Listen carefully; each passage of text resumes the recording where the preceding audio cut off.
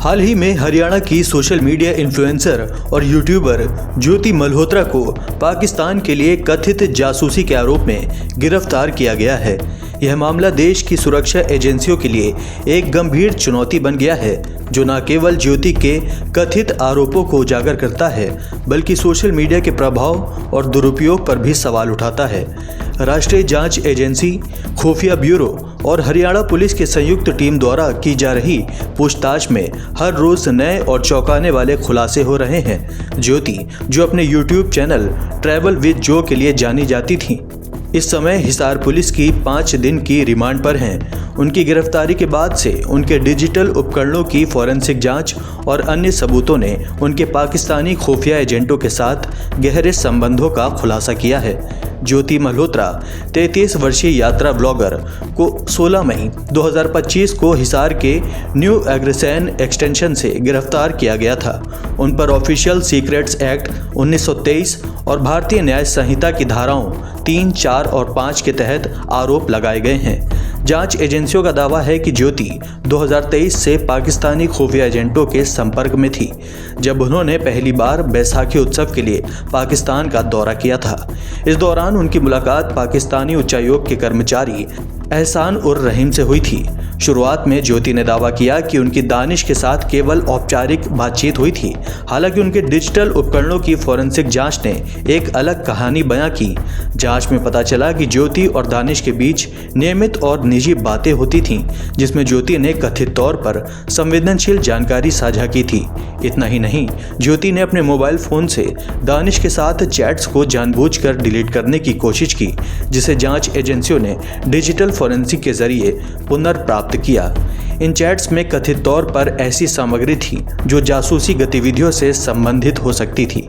हिसार के पुलिस अधीक्षक शशांक कुमार सावन ने बताया कि पाकिस्तानी खुफिया एजेंट ज्योति को एक संपत्ति के रूप में विकसित कर रहे थे। उन्होंने कहा, आधुनिक युद्ध अब केवल सीमाओं पर नहीं लड़ा जाता।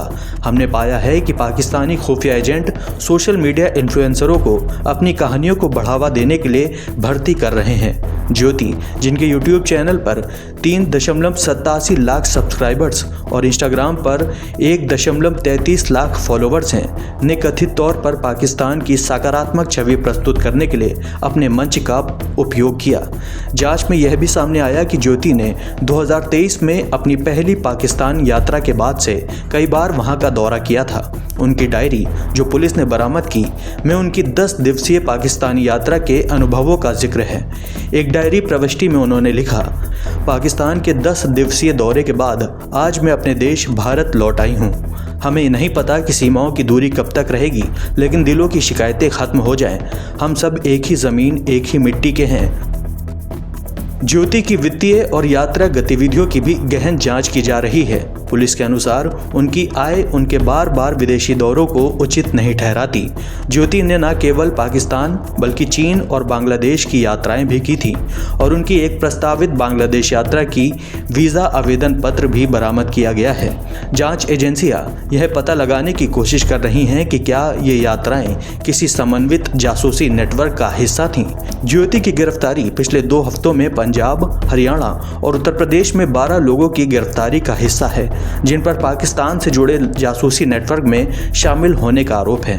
जांच में पता चला है कि ज्योति ने कथित तौर पर पाकिस्तानी खुफिया एजेंटों को संवेदनशील जानकारी प्रदान की थी, जिसमें भारत की सैन्य गतिविधियों से संबंधित विवरण शामिल हो सकते हैं। ज्योति की गतिविधियों ने सोशल मीडिया इन्फ्लुएंसरों की विश्वसनीयता और जिम्मेदारी पर भी सवाल उठाए हैं। उनकी गिरफ्तारी ने देश में एक व्यापक बहस छेड़ दी है कि कैसे डिजिटल मंचों का उपयोग गलत उद्देश्यों के लिए किया जा सकता है।